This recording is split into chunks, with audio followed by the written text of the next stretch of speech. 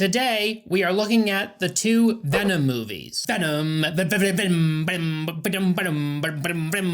like how that Eminem song just completely derailed the legacy of the Venom movies. It turned it into a big meme. At this point, most of you probably don't care about the Venom movies, but you know me, I love talking about things that are no longer relevant. Because I'm a YouTuber and I know how to get views. I even got a shirt for the occasion, okay? Give me some props. The first movie was directed by Ruben Fleischer, or Fleischer. I think it's Fleischer. The same guy that directed Zombieland, a movie that I liked a lot. I don't give a fuck what you like.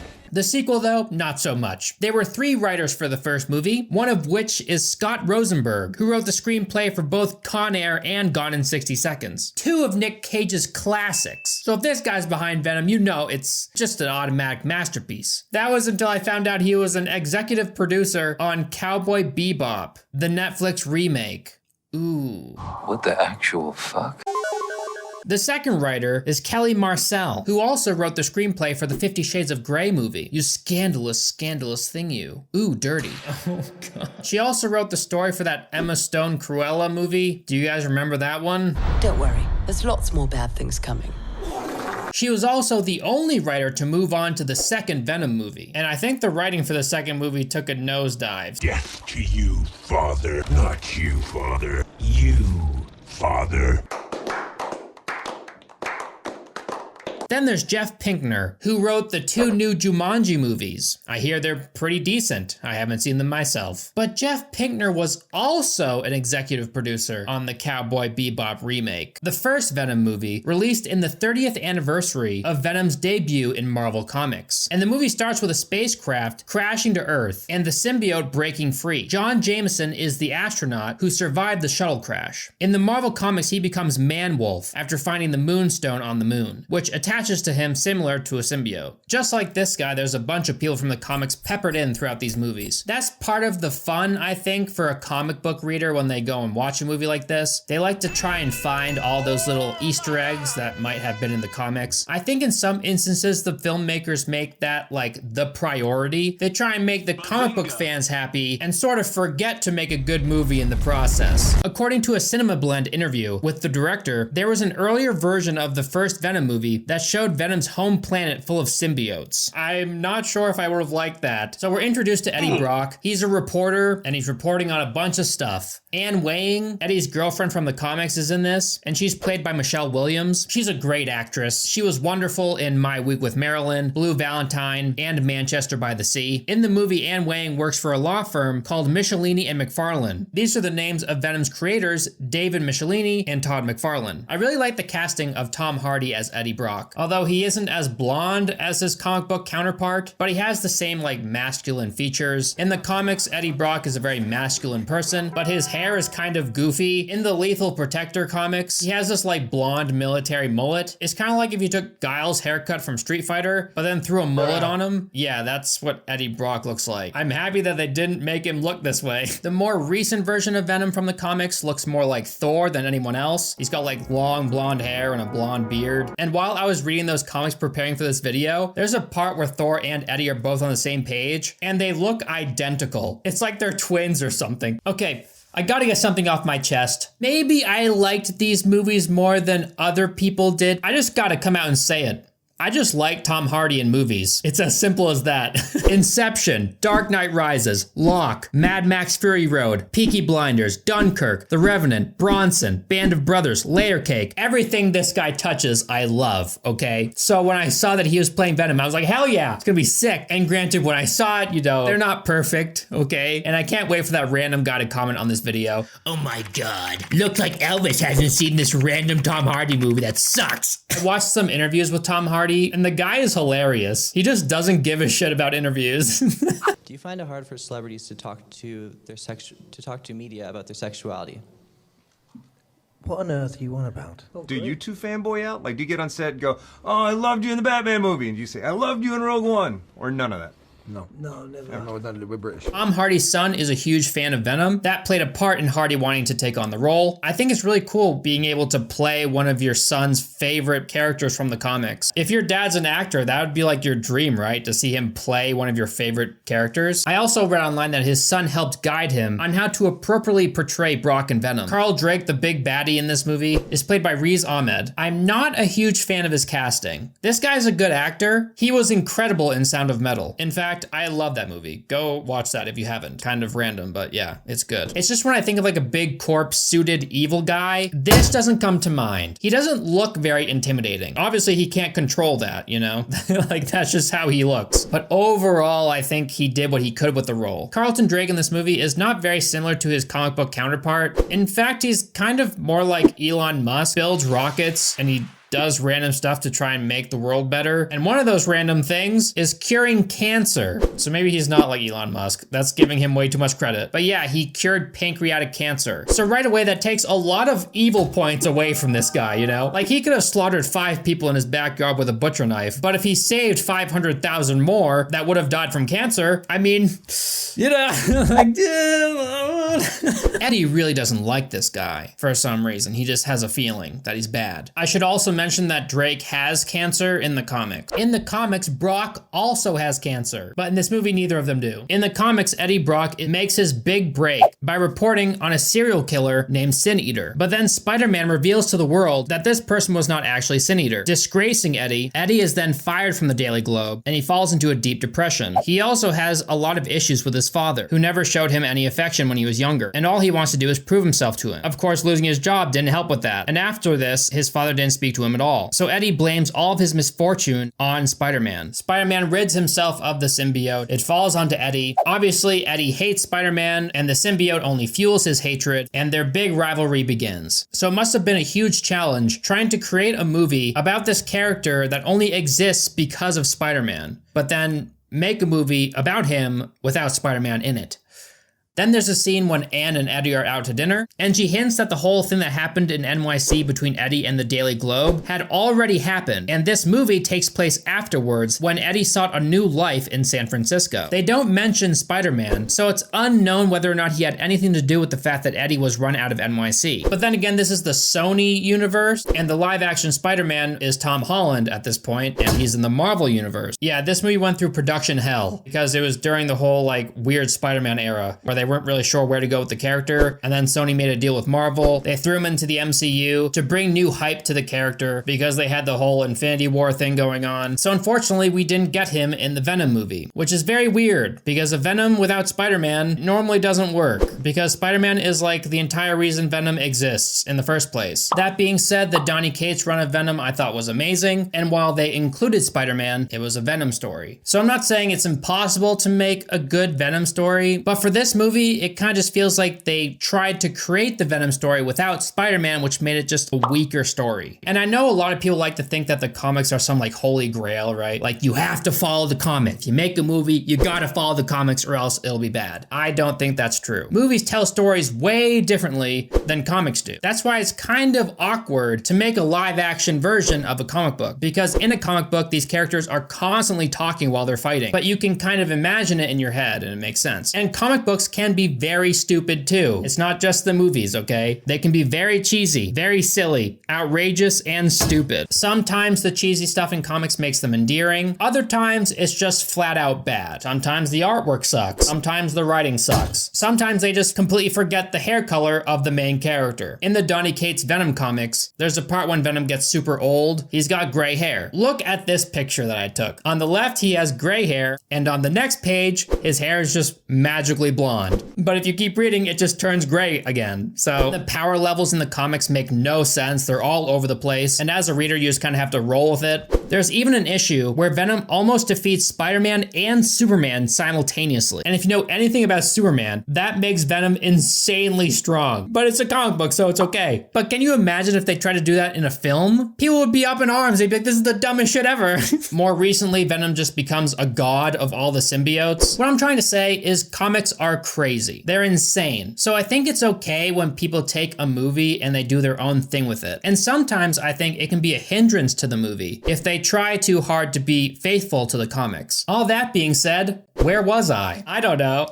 So since Anne explained that what happened in New York already happened, Don't want to Repeat. of the Daily Globe incident. that means if they want to introduce Spider-Man to this version of Venom, they're going to have to create a fresh new origin to their rivalry, which is kind of a shame because I think the original version was perfectly fine, and whether or not we'll actually see Tom Hardy's Venom with Spider-Man in the future, that remains to be seen. I'm not holding my breath. It would be nice to see. Some people online are pushing for an Amazing Spider-Man 3 movie with Andrew Garfield's Spider-Man versus Tom Hardy's Venom, which I would love to see, and it would be very interesting to see how they would make that happen. And it would be really cool to give Andrew his third movie. As if this video couldn't be derailed further.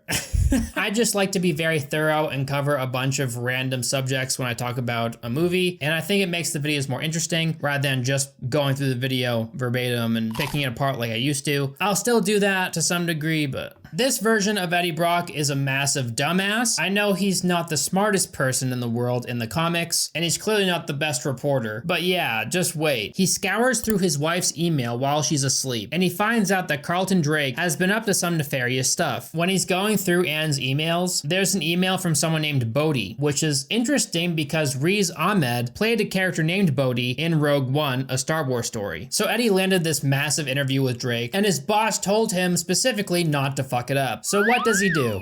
He derails it hard, and he confronts him about these allegations. There were 3 people that died, and he like names them off, and Drake is like, oh god, shut down the camera. When he found out this information, he didn't bother asking his wife about it. He didn't think about asking her whether or not she would like to come out and talk about this. He didn't ask her if he could use her as a source against Drake or discuss with her at all how they could use the information against him. He just stole this confidential information, used it in an interview, and didn't think at all about the repercussions of that. Even if he miraculously pulled off this interview without any repercussions and got Drake to confess on camera, I'm pretty sure people would forgive his company for the accidental deaths of 3 people if he cured cancer. I love how they just put that in this movie as if it's inconsequential. Like, that's kind of a huge deal. Now, I know if someone does a great thing and then they do a shitty thing, they should still be called out for that shitty thing, you know? And they should still be condemned for that shitty thing. But still, like, come on. I guess Eddie Brock just didn't learn his lesson at all back in New York City. Ow, really? Then Anne dumps Eddie because in stealing these files, he got her fired from her job. There's a scene where Carlton Drake tells a little girl at a field trip that it's not wrong to ask questions and warns the kids that there will be those who try to silence the questioners, even though he never let her finish her question. And barely a scene later, he gets uncomfortable when Eddie asks him a question concerning his dirty laundry and has him kicked out of the premises. Hypocrite. Unbelievable. Then there's a scene of Drake looking at the symbiotes that are all locked away in a vehicle. They're in these little glass containers. But he doesn't seem to care that one of them is missing and wreaking havoc in Malaysia. So yeah, we get to see this evil symbiote killing people in Malaysia, and it's in the body of a younger woman, but then decides to ditch that body for an old frail grandma that uses a cane. Maybe to help disguise itself or something. But then why choose grandma? Surely there's a better host somewhere. And then 6 months pass. Wait, 6 months? 6 months? That's a pretty huge time jump. What was this grandma doing the whole time? Just like wandering the streets? So yeah, Eddie's life is pretty miserable now. He can't even land a job as a dishwasher because no business wants to be associated with him. I think this is bullshit. Do you know how easy it is to get a job as a dishwasher? I do, because I got a job as a dishwasher by just walking into a restaurant and asking if I could be the dishwasher. And they hired me on the spot. And they just put me back there and I started washing dishes.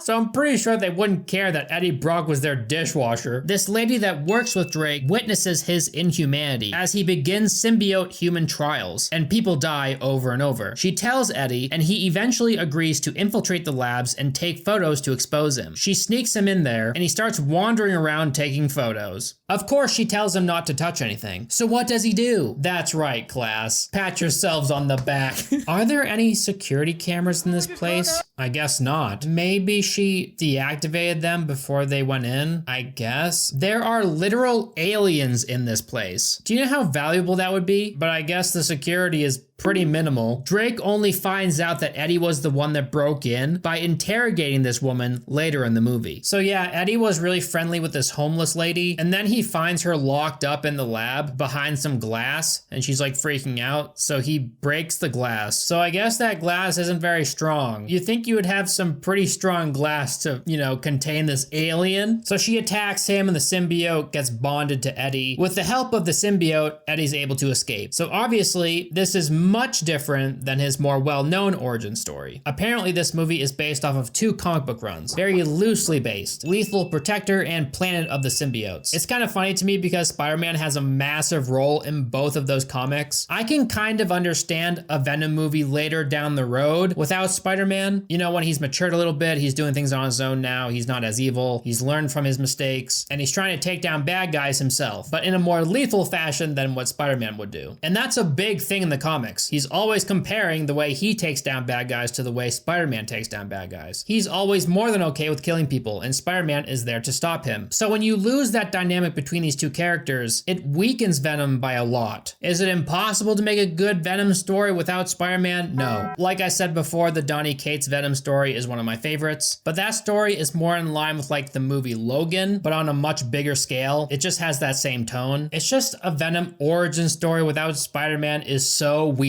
And I'm pretty sure that if they waited a little while to make the Venom movie, you know, postpone a little bit so you can use Spider-Man, it would be much better and people would be much happier with it. Maybe they weren't sure how they could use Spider-Man at all. Maybe they just didn't want to wait like 10 years because who knows when they could use Spider-Man again.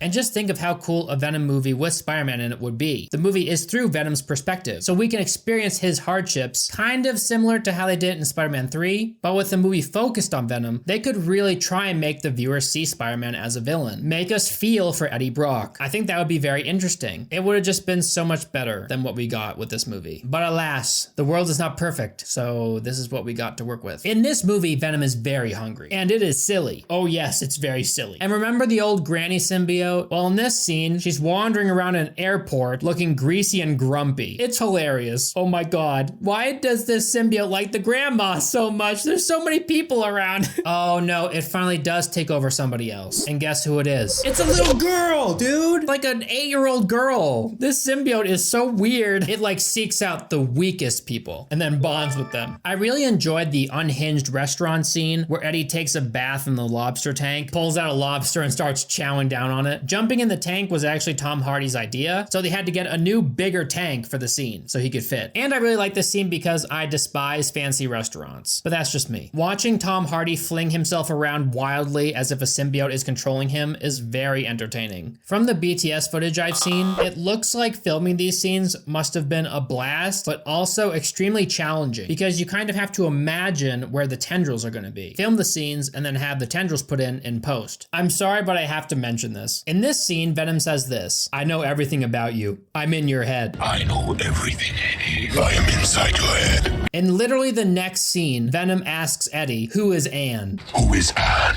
What? I thought you knew everything, dude. And he should know everything. You know, he's in his body. He absorbs everything about Eddie. His thoughts, he's literally inside his mind. So Drake is able to force this woman to tell him that Eddie was the one that stole the symbiote. And the scene of the symbiote using Eddie's body and taking down Drake's henchmen is legitimately an awesome scene. The work these people put in to make Venom real is so cool to watch, and it only gets more impressive as the movie goes on. The bike chase scene is so sick. I think it's my favorite scene in the entire movie. There's one part when they go off a huge jump, so they had to film Tom Hardy on cables flying away from the bike and then back onto the bike, and then they filmed a stunt guy perform the actual jump and then use VFX to put it all together. And this is for like a 5-second sequence. It's craziness. When we finally see Venom come to life, he immediately bites someone's head off and speeds away, bouncing off cars like a massive gorilla. It's great. This is the Venom that I wish we got for Spider-Man 3. But then Eddie and the symbiote talk, and it kind of ruins things for me a little bit. In these movies, the symbiote is named Venom. Like, that's just the symbiote's name. But in the comics, when the symbiote and Eddie fuse together, together, that's when they become Venom. You know, Venom didn't exist until they bonded together. And when Eddie talks about the symbiote, he just refers to it as his other or the other. That's why Venom's very popular phrase is "we are Venom," because they both say it together when they're about to do something crazy in the comics. And it's weird because they even say that at the end of the movie, "We are Venom." Maybe this is just the movie's way of being like, oh, they're really bonding now. The symbiote and Eddie really like each other, so we are Venom, not just the symbiote. I'm guessing they changed it for the movie so Eddie could call it Venom when they spoke to each other instead of saying "my other" or "the other," which would kind of be awkward. And it makes it so they don't have to come up with the name Venom. The symbiote can just introduce itself as Venom, and you're like, okay. Eddie blames Spider-Man for his now tarnished career. Unable to work for legitimate newspapers, Eddie was forced to write sensationalistic tabloid stories. He felt the garbage stories he was spewing out were Venom, laying the groundwork for his awesome new name. Since he blamed Spider-Man for his lousy job, he decided Venom would be a great way to show his hatred for the web-slinger. I kind of like that version more than, hey, I'm a symbiote and my name is Venom randomly. In this movie, Venom doesn't have a path to villainy. The symbiote simply has aggressive and animalistic tendencies, and Eddie has to deal with them, turning them into a slapstick duo. When they first introduced the symbiote in the 616 series of comics, it doesn't have any adverse effects on Spider-Man. In fact, the black suit only improves his abilities and doesn't have any impact on his aggression or emotions. However, in later comics, the symbiote would make Peter much more aggressive. This movie is obviously leaning very heavily into the lethal protector side of Venom, but in my opinion, his character arc in this movie is less impactful because his redemption arc has nothing to do with hating Spider-Man and everything to do with his idiotic and impulsive decisions as a reporter. The absence of Spider-Man in this movie also means the absence of the iconic white spider symbol on Venom's chest and no white patches on his hands that he normally uses to shoot webbing. Instead, he has cum running through his veins, but I still think he looks way better than he did in Spider-Man 3. He just has that more iconic, big, muscly, black.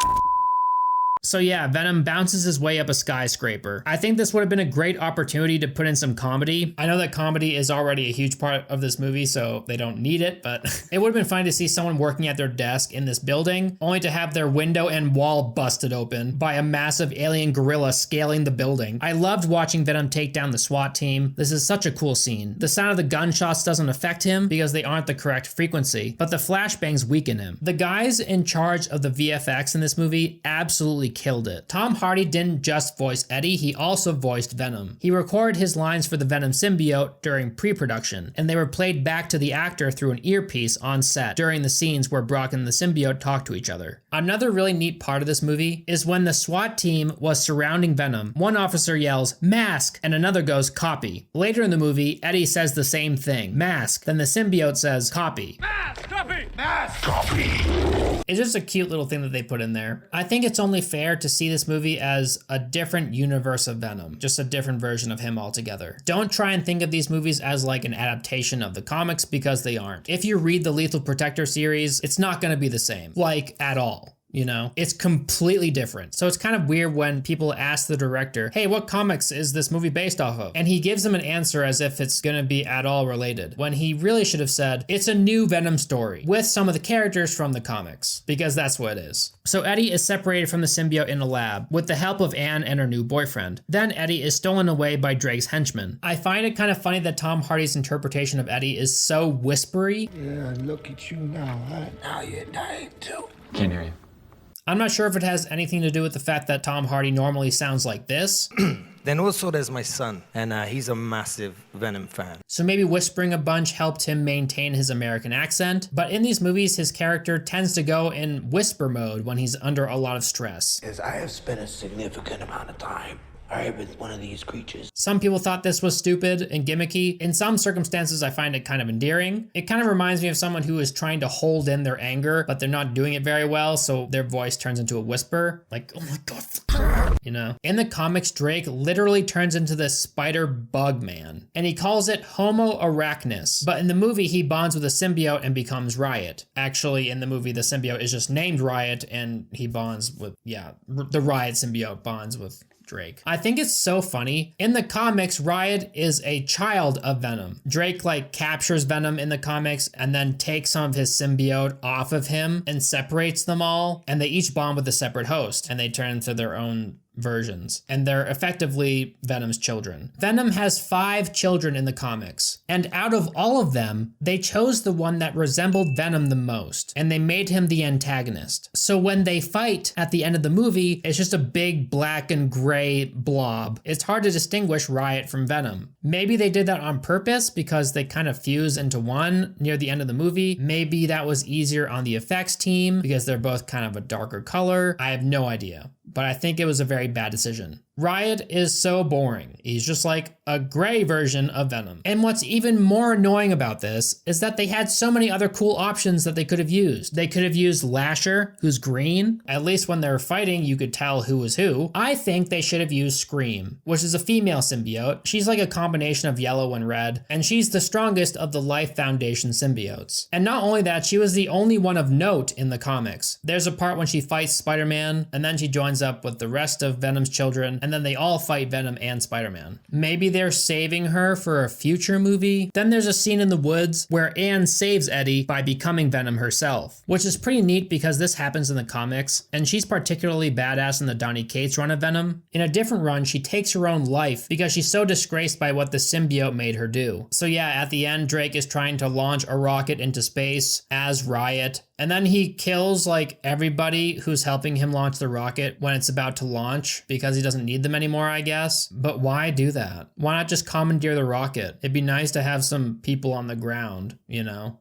when you're in space. Who needs them? I'm an alien now. Then we get the fight between Venom and Riot. A mess of dark goop fighting dark goop in the dark. Anne's able to separate them by turning a dial that makes sound. Venom eventually destroys the rocket, carrying Riot, and kills him. As far as the scenes between Eddie and the symbiote in this movie, I liked most of them. Tom Hardy is excellent in the role, and the movie ends in the best way possible. Venom, Venom, Venom, Venom, Venom. Thank you so much to Established Titles for sponsoring this video. Hello, Jeff. We are interrupting this video because I want to tell you how you can become cooler than Joe Rogan. I know you're sitting there watching me right now, Jeff, and you're just not having a good time. You're kind of sad, you know, life could be better. But what if I told you you could become Lord Jeff? It's possible. And not only that, you can be saving the environment at the same time and becoming cooler than Joe Rogan. Do you think Joe Rogan is a lord? No, he isn't. But you can be one, Jeff. The things you're saying are crazy. It's fascinating the way you think. You wouldn't need to be an expert in body language to recognize the unmitigated terror emanating from the suspect's face at this moment. Established Titles is a project based on a historic Scottish custom where landowners are referred to as lairds, or lords and ladies in English. They allow people to buy as little as 1 square foot of dedicated land so that they can call themselves a lord or lady. In return, Established Titles commits to planting a tree with every order to protect the beautiful pristine woodlands of Scotland. Their primary goal is to provide a fun way to help preserve the picturesque woodlands and biodiversity of Scotland, while raising funds to support global afforestation efforts. They support global charities like One Tree Planted and Trees for the Future. So what are you waiting for, Jeff? Get off your couch and become a landowner of Scotland today, Jeff. You can force your mean grandma to refer to you as Lord Jeff. Buy some land in Scotland and become Lord Jeff today. I can't think of better revenge. Their title packs give you at least 1 square foot of dedicated land on a private estate in Ardally, Aberdeenshire, Scotland. I'm sorry if I butchered that name. You get a certificate proving your title as well as a unique plot number with which you can see the exact location of your land. This is also like the best last minute gift ever. Say Grandpa Jerry's birthday is tomorrow and you totally forgot to get him something. Well, wouldn't it be hilarious and honestly pretty cool to buy him some land from Scotland? You can even give a couple pack for you and your partner, where you can get adjoining plots of land. Getting this certificate, you could officially change your name to Lord or Lady and get it on your credit card or plane tickets, etc. That is honestly hilarious. Imagine if you're late for your flight, Jeff, and you hear over the intercom, "Lord Jeff, please make your way to gate 3B." I know I've been kind of joking around, but this is honestly a really cool thing that they're doing. So if this is something that you think you would like, please go and click on the link at the top of the description. Get this for yourself or for a family member and get the respect that you deserve while helping the environment. Established Titles is currently having a massive Valentine's Day sale just for you guys. And on top of that sale, you can get an additional 10% off any purchase you make with discount code Elvis. So click the link below or go to establishedtitles.com/Elvis. What are you waiting for? It's a no-brainer. Thank you so much to Established Titles for sponsoring this video. Now back to the review. Now we're gonna be talking about the second movie, Venom, Let There Be Carnage. I was so hyped for this dude. Oh my God. One of the biggest rivalries ever. There's comics dedicated to Venom versus Carnage. Venom helps fight against Carnage in Maximum Carnage. Basically, Marvel created Carnage because they wanted to make Venom into a good guy. They had to replace Venom with someone that was more evil, and Cletus Cassidy is basically as evil as you can get. He's a psychopath. Eddie was never a truly bad person. He was just in a terrible place and he was out seeking vengeance. And the symbiote also didn't help things. Cletus Cassidy is bad to the bone. He's just a piece of shit. Again, I think this is a movie that would have benefited a lot with the inclusion of Spider-Man. And this movie was directed by Gollum from Lord of the Rings. Yes, literally. Andy Serkis directed this movie. And the story was written by Tom Hardy. I think it's pretty cool that Tom is obviously very passionate about this role. Tom Hardy personally chose Andy Serkis to direct it, having called him on the phone totally out of the blue to ask him to direct the sequel. The choice made perfect sense to him, as Serkis has been directing heavily CGI-heavy films, including Mowgli, Legend of the Jungle, and he was the second unit director on the Hobbit movies. This would be Andy Serkis' second theatrical film. In this movie, we're quickly introduced to St. Estes' home for the unwanted children. This is where Cletus was raised as a young boy following the death of his family members. St. Estes' home is taken straight out of the pages of Marvel Comics, although in the comics it's known as St. Estes' Home for Boys. Venom 2 changes its subtitle to include all children, allowing the movie to make this where Cletus meets Francis Barrison as a kid. The two characters eventually return to St. Estes and burn it to the ground. In the comics, the location meets a similar fate, and Cletus is believed to have been responsible. It is also the place where Carnage fights Spider-Man for the first time, but obviously that didn't happen in Venom 2. So yeah, in the comics, Cletus Cassidy has a girlfriend in crime named Shriek, and her real name is Frances Barrison. They open the movie by introducing us to their relationship. Shriek is taken away to a place for people like me, because she's a mutant. She tries to escape, she's shot near the left eye, and ends up with a heavy scar. In the comics, they don't give a reasoning for her scarred left eye. Shriek has the ability to manipulate sound in a bunch of elaborate ways. After Shriek leaves St. Estes' home, she becomes a prisoner at Ravencroft Institute. Frances spends decades at the institution, waiting for Cletus to come and save her. Ravencroft has been a recurring facility in Spider-Man stories ever since it first appeared in 1991. This is the place in the comics where Carnage first meets Shriek, although Venom 2 puts its own spin on that story by making it the place where he rescues her from. Sony previously used Ravencroft in The Amazing Spider-Man 2 as a place for Electro to be kept and experimented on. In this movie, Eddie Brock is still having issues controlling his symbiote. Not sure why though, it's been a while, and they still can't cooperate with one another? What? In the comics, they don't have any issues with each other, but like I said before, the comics aren't some like holy grail that the films have to abide by. They can do their own thing completely fine, and I think they should do their own thing, but sometimes I think they make the wrong decisions, and that's not to say that the comics are good and the movies are bad, and that's that, you know? Obviously, there's a lot of nuance here. So then Eddie stops Venom from biting off a cop's head. This is weird because at the end of the last movie, Eddie was shown giving the symbiote boundaries on what it can and can't do. Maybe it just forgot. At least it was an entertaining moment. And I do enjoy watching Eddie bicker with the symbiote. I really like the casting of Woody Harrelson as Cletus Cassidy. His acting is great, and this is the second film where Woody Harrelson plays a sociopathic serial killer. The first was Natural Born Killers. Woody Harrelson had a big voice in deciding his character's wardrobe, and also insisted his hair be more realistic, having hated his wig, which he wore at the end of the first film, because he thought it was a bit amateurish. I like the way Cletus looks in the beginning of this movie, but later on when he cuts his hair and he has this weird thing going on with his bangs are like hanging forward and curled, ooh, it looks bad. It looks really stupid. Now I know Cletus is supposed to be a psychopath, and of course his style is going to reflect that, but I don't know if that's what they were going for. Maybe it was, I don't know, but his hair looks weird later in the movie. Eddie gets a look in at Cletus's room, and on the walls are a bunch of strange carvings, one of which is a tree with part of the poem Prometheus by Lord Byron. There's a bunch of other references on the wall that we'll talk about later. Oh, I know this one. It's a tree. Idiot. The screenplay in this movie is much cheesier and dumber than it was in the first movie. Case in point with this scene. Trust me, the only scoop I'm getting today, double chocolate chip. No! I get brain freeze!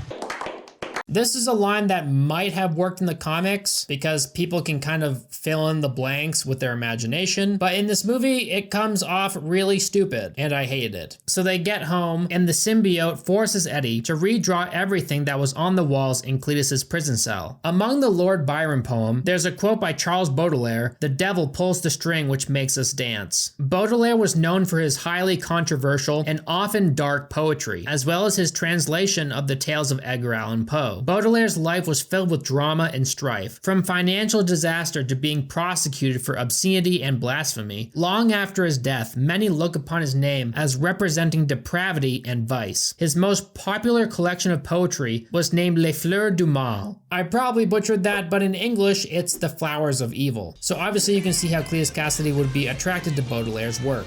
What a dick. Then there's a bunch of other random references. There's a quote by Plato, "The real tragedy of life is when men are afraid of the light." There's another random quote from Homer, The Odyssey, "There'll be killing till the score is paid." Then there's a sentence said by King Claudius in Hamlet. There's a random quote from Bram Stoker's Dracula. And then there's this strange quote. "Venomous, the thought spun, like a web, and you just caught him. Held against your will, like a hubcap or mud flap. Beat, strangler, attack. Venom, venom, venom, venom, denim."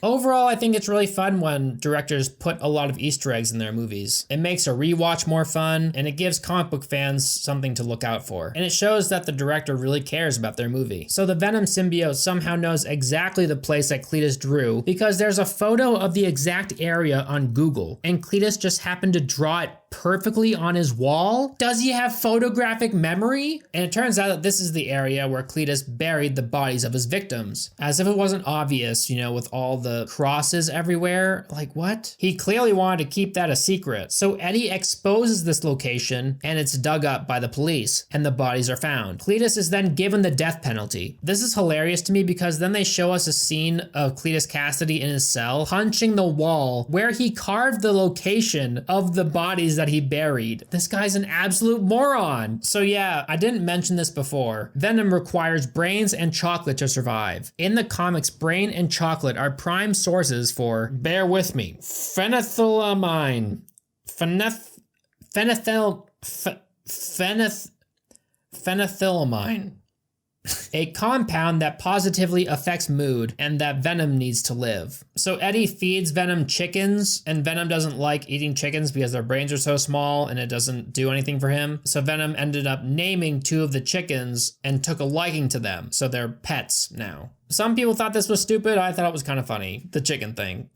In the Maximum Carnage comic series, Carnage and Shriek have an 8-legged Spider-Man doppelganger pet thing. It looks like Spider-Man and it has sharp teeth. They kind of order it around and it fights people for them. I'm so upset it didn't make it into the movie. I think this movie's biggest drawbacks lie in the screenplay. The comedic bits are too drawn out and most of the jokes don't land. I really think Kelly Marcel desperately needed some help with the screenplay. Like there's one scene where Venom is talking about using a guy's head as a bowling ball and they want to go to a bowling alley and use his head as a bowling ball. Maybe this would work in the comics, but in a movie, it just comes across really stupid. And don't get me wrong, I know Venom can be very goofy in the comics. And sometimes I think he can be too goofy in the comics. But yeah, that's definitely part of his character. He's goofy, but he's also sinister. He's an anti-hero meathead with a hate boner for Spider-Man. And it's not like when he moves on from Spider-Man, the goofiness just kind of ends, because it doesn't. He remains goofy. But even in the comics, I think most of the time he's being serious, throwing in a dumb comment or joke every once in a while. In this movie, he's constantly being weird and saying dumb stuff. Yeah!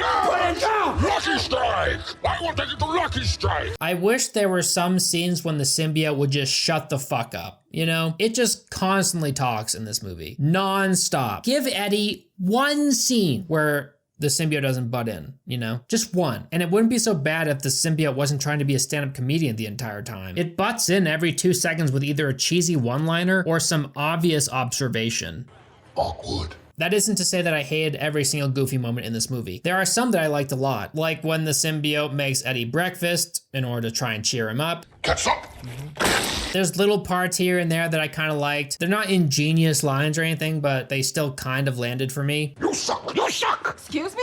Yeah, well, I don't have an explanation for that. I think I'm having a panic attack. It's definitely a weak line, but the way that Tom Hardy delivered it made it good. You know what I mean? The apology scene is so drawn out. Oh my God. And then when the symbiote is walking around at the party, it's just so stupid.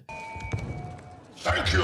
And it doesn't help that there's hardly any scenes in this movie where Venom is being cool or sinister. They went full throttle on the funny and totally forgot that Venom can be cool sometimes. So Eddie receives a weird postcard from Cletus. They play some interesting animations to show Cletus's messed up backstory, which is only partly comic book accurate. In the comics, Cletus's father killed his wife because she tried to kill Cletus. Cletus then testified in court against him, saying that he killed her for no reason, causing him to die by electric chair as means of punishment. It is also unclear on Cletus's relationship with his mother in the comics, as he seems to have feelings for her, causing him to dig up her grave at the end of his massacre through New York. But yeah, the whole pushing his grandmother down the stairs, yeah, he actually did that. Yes, Mama, I'm a bad, bad boy.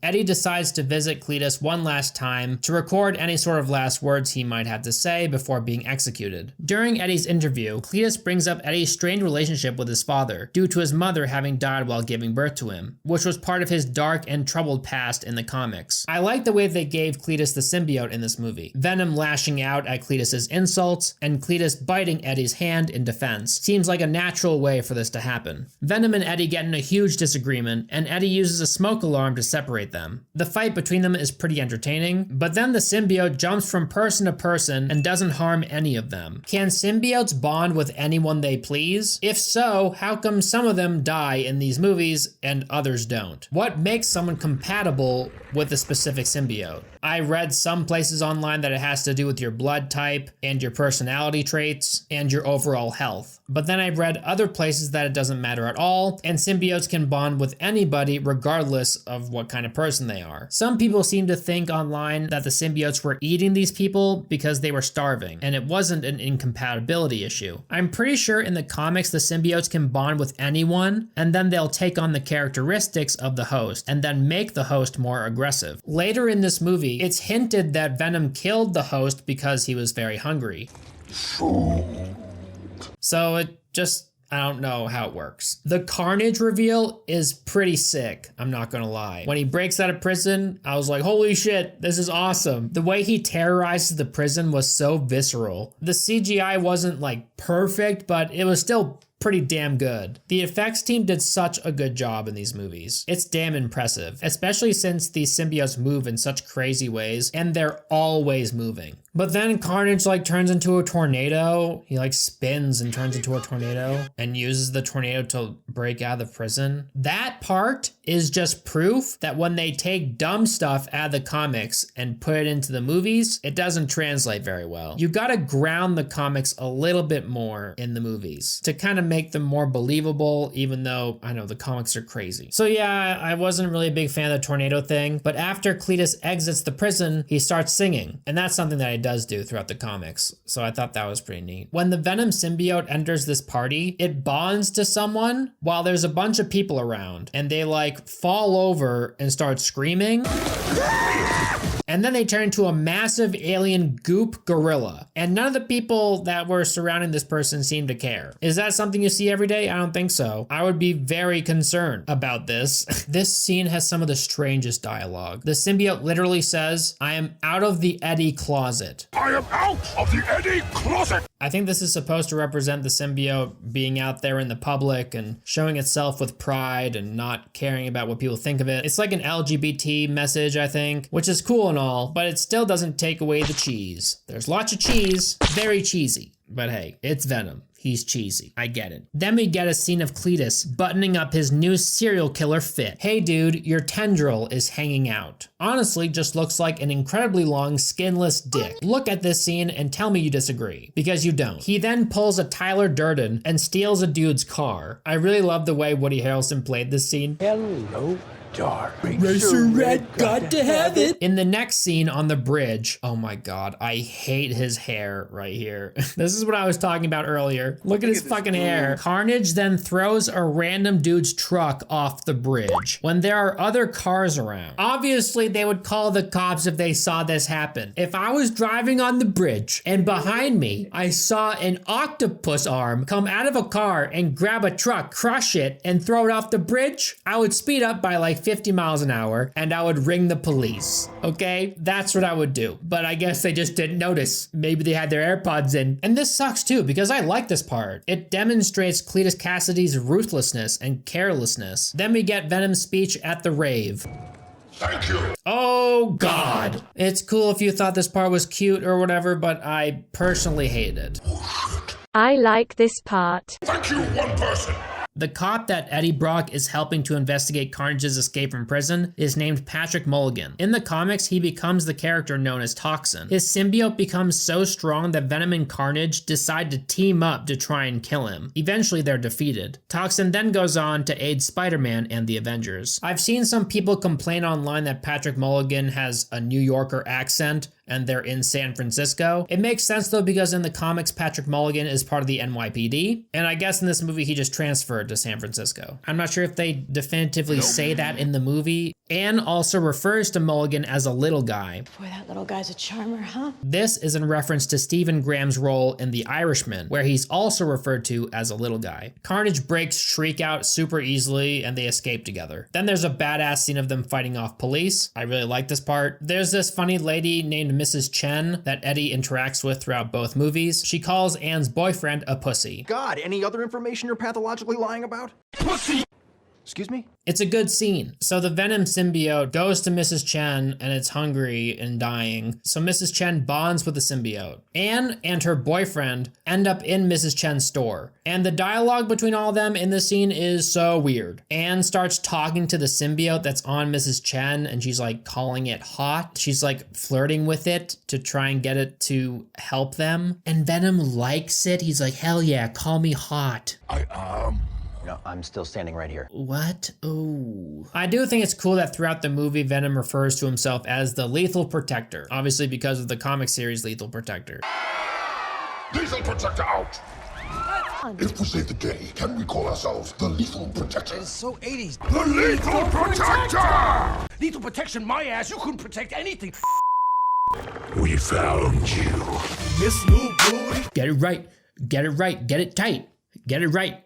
Get it right, get it tight. Carnage and Shriek kidnap Mulligan and Anne. Venom and Anne's boyfriend arrive to save the day. And the final fight is mostly pretty mid. And it pains me to say that. The beginning of the Carnage and Venom fight is so weird. Like, Venom enters the room as Venom. So then Cletus turns into Carnage. But then Venom gets scared and he's like, oh, I don't want to fight him. That's a red one. It's scary. It's gonna kill me. So Venom hides. And Eddie's like, shit, dude, I need you. Please come back. So then Carnage goes away and Cletus is standing there and they kind of just like stand there awkwardly for a second. And then Venom's like, all right, well, fine, let's do this. So then they charge Carnage and then Carnage comes out again. It's just a bunch of like, oh, I'm here. No, I'm not. I'm here. No, I'm not. Okay, wait, we're fighting now? Okay, we're fighting now. There are moments during this fight that I'm like, hell yeah, let's go. But it's interrupted by a ton of awkward moments between the characters. Cletus and the Carnage symbiote don't see eye to eye on Shriek, so they're incompatible, I guess, in the movie. So it gives Venom the advantage. They do the whole like, oh, we are best friends and they're not best friends, so we have friendship on our side. And then Carnage says the line. He says, let there be carnage. Let there be carnage. Say the line, Bart. Pussy. So then Venom yeets Shriek down the bell tower. So she screams and she separates everybody from their symbiote and they all fall down to the ground. Venom is able to catch Eddie and save him. Venom gets a hold of the Carnage symbiote and eats it. And then they kill Cletus. And then we get a sneak peek of what might become toxin. Also, why would Carnage and Shriek bring these hostages to a place with a massive bell? Like, at this point, Cletus knows that sound affects him. The least you can do is get rid of the bell before Venom comes to try and kill you, right? Like, at the end of the movie, Venom mentions the symbiote hive. Then Eddie finds himself in the MCU for a second, and he sees Spider-Man on TV. So then you're like, oh my God, Venom's gonna fight Spider-Man. This is gonna be so cool. I mean, I would like that. I hope it happens. We'll see. So yeah, if I were making these movies and I had no restrictions, I would start the movie off with the basic Venom origin, with him hating Spider-Man, etc. So then he goes out to fight Spider-Man, they fight for a little while, and then they kind of come to a stalemate. But then Venom gets captured by Drake. So then Drake makes the 5 Life Foundation symbiote children. When Spider-Man learns about this, he feels like he has no choice but to save Venom. So he saves Venom, so they have to work together to defeat the symbiote, and they do so. They still don't like each other by the end, but they kind of respect each other, you know? They would defeat Drake and the movie would end. And then the second movie would be about them both fighting Carnage. Obviously the focus in both of these movies would be on Venom, but Spider-Man would be in them. That's just how I would do it, and I would make the second movie a lot less goofy. I would keep some of the goofs, you know? I like goofy Venom, but I like there to be an equal mixture of sinister Venom and goofy Venom, because that's what he is. If you guys could recreate these movies, how would you do it? Let me know in the comments. And what do you want to see from the character Venom in movies in the future? Let me know. Also, something I found kind of interesting, the older versions of Venom would speak together as one whenever the symbiote was in control. In the newer versions, more often than not, the symbiote and Eddie would have a conversation with each other. I do like the direction that they went as far as how they spoke to each other in the movies. Having them bicker with one another is good for comedy, and then when they do speak together as one, it's more special, and it's like, oh my God, they're really gonna get you now. We are Venom. Together we are the Lethal Protector! Hello, it's me, Venom. Time to look at some Venom memes that you guys might have sent me over on Twitter at Elvis the Alien TV. Follow me if you don't follow me. I posted this tweet, working on my Venom video. Reply with Venom memes and I might include them. I have to take off my long fingers, sorry. So Lazy Fox posted this. What the hell are you? Hey, Vsauce, Michael here. Oh my God, yeah. Woody Harrelson's face on the poster is so funny. Burnt Toast sent me. I've only had Eddie for a day and a half, but if anything happens to him, I would kill everyone on this planet and then myself. My light just turned off. Obviously, this is a reference to something else that I haven't seen. When you have an ugly face but a great smile. Eddie Brock, rolls worst joint ever. Asked to leave MCU. Apparently this is from a comic. You want me? Then take me. I'm yours. What's going on here? We feel like this fight has taken a turn. You wanted to be part of me? Well, now I want you. Come and get me. No, I'm going to pound you so hard. Oh my God, it's from... This person told me that I have to film the entire video while sitting in a restaurant aquarium and eating a live lobster. Damn it. Should have done that. Thank you for the recommendation, Full Chicken. Maybe next time. Here's Anne as Venom, I guess. Want to make out. I promise I won't bite much. Thank you, Rough Sack. I appreciate that. Just a Pig sent me this. Eddie, may I have some tots? So stupid. Oh my God. Dread Knight 8 sent me this. That's Venom under. The Penis Man sent me this. This kid just covered in black shit.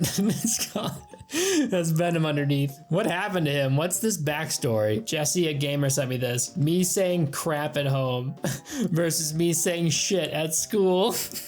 Okay, so guys, what is the better movie? Venom or Evangelion? I mean, here's a breakdown. Venom, an hour and 53 minutes of pure awesomeness. Evangelion, movie makes no sense unless you read several Reddit posts from people who should probably go outside. Venom, a simple, we gotta save the world plot with other stuff happening. It doesn't require Reddit posts for it to make sense. Evangelion, has awkward hospital scene that takes you out of the movie. Venom doesn't exist to be philosophical. It exists to be badass. Evangelion solely exists to be some philosophical experience. Same goes for Evangelion as a whole. Venom end credits were literally made by Eminem. Evangelion. You'll probably forget this movie even existed a year after watching. The soundtrack is forgettable. Venom. We are Venom.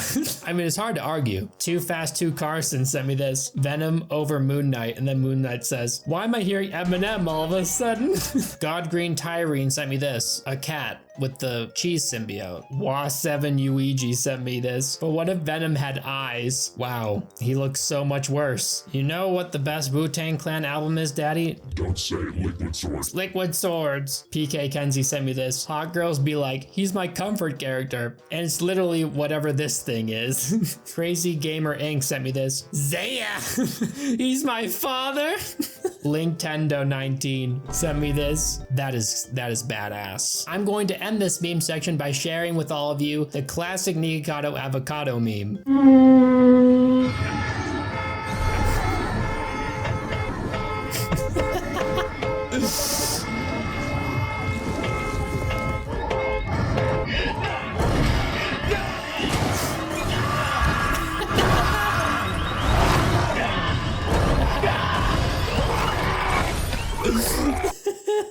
His scream is so good.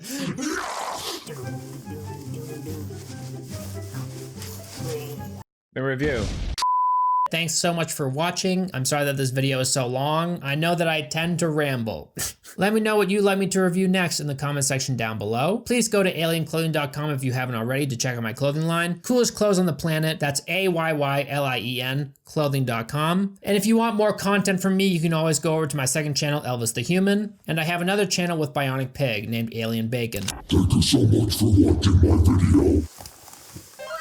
I also want to say that Venom was the last movie that Stan Lee cameoed in, and this is what he said. Don't give up on her, either of you. We won't.